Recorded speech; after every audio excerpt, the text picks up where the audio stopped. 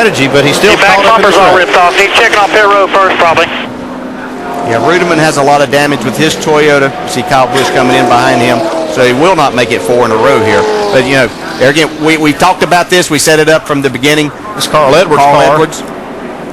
We saw Carl Edwards with his hand out the windows. They were coming by us here, headed to turn 1. He was waving. There's a 21 car, Stephen Light. Kenny Wallace in the 28 car as Stephen Light gets the Childress car fired, tries to pull it away.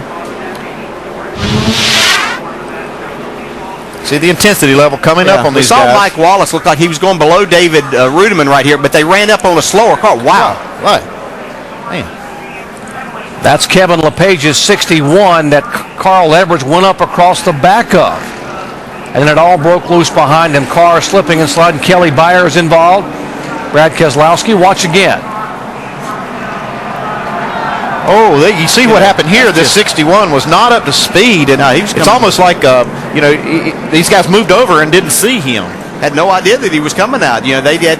I'm sure that the spotters up there saw him on the apron. They weren't expecting him to come and join back right in front of the leaders. That's just a very unfortunate situation and a mistake on Kevin's part and his spotter. You know, quite honestly, somebody's got to be telling him, and he has to know that these leaders are coming because he just messed up a lot of cars and drivers' chances. That's the reason that NASCAR has the rule that you have to keep all 4 tires below that yellow line before you get to turn 1. We saw Clint Boyer get penalized for running his car up on the racetrack, and that's the reason, because you can cause a wreck. That was a bad wreck right there, caused by a big mistake. Carl Edwards, thankfully, with that hard impact, able to walk away from his car, reigning Nationwide Series champion, and Stephen Wallace climbing out of his heavily damaged Chevrolet after such a great run. Kelly Byers in the 47 car. He has climbed out and away. There is Carl. NASCAR requires that any driver that has any kind of contact on the track goes directly to the care center. That's a good rule because you never know. You want to be going and be checked out. Well, this is the one we talked about, the big one at Talladega. On board with room for 2 there. Say hi, go high, go high. Go high. Yep. Now David Ruderman's onboard camera. We'll show you what David... Hold up there, hold up there, hold up there, hold up there. Lap car just wrecked the whole field, Terry. Kyle Busch thought he could hang back and avoid trouble, but it was not to be. He was involved as well. These guys at this point are going through the tri-oval and just racing as they normally would. You see that 88, 59, one back. Slow one down low, slow one down low. Watch this, watch this. That's a huge mistake on Kevin Lepage's part to pull up in front of this group.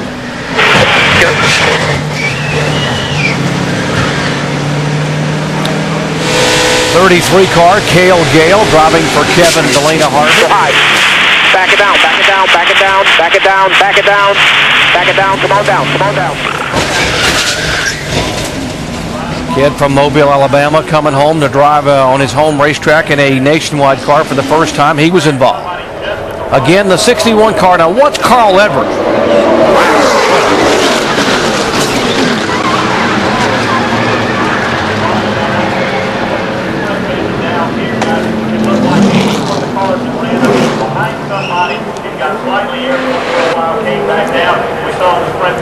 Looking up across a racetrack from turn 1, there comes Reed Sorensen just sliding right over the camera. Right into your living room as these cars come by at 180 miles an hour. DJ, in terms of Carl Edwards and how much time or how little time he had to react, what is that like in the car when you suddenly you look up and there's another car sitting there and you're running 100 miles an hour faster? Yeah, there's nothing that you can do, and obviously Carl had no idea that car was going to pull up onto the racetrack. You really can't see anything in front of these cars, so you have no idea. You saw Mike Wallace was making a move to go to the inside of David Ruderman. He shot back to the right when he saw the car pull up on. I'm sure it took them all by surprise, the ones that could see, but it's a terrible feeling. You know, most of the time you see that happening as you're going through an accident, but this is just very, very unfortunate that these guys were doing such a great job, having a great race, and then to have something like this to happen. we're seeing that right now these guys can't work on these cars under the red flag condition. They can look at them and see what they need to what tools they're going to need, what all they're going to need to fix, but they are not allowed to work this time. So it's just a very unfortunate situation, and one that really could have and should have been avoided. Yeah, no excuse for that kind of an accident right there, because there's rules in place. NASCAR has strict rules on these cars staying below that yellow line until they get to the corner, and Kevin should have stayed below that line. Latest count is at least 14 cars sustained some significant damage. 2 or 3 others may have minor fender damage, and again, they cannot work on these cars during the red flag. A lot of debris will need to be picked up down in turns 1 and 2. Took out as many as 16 cars, lap 70 in turn 1, hard impact.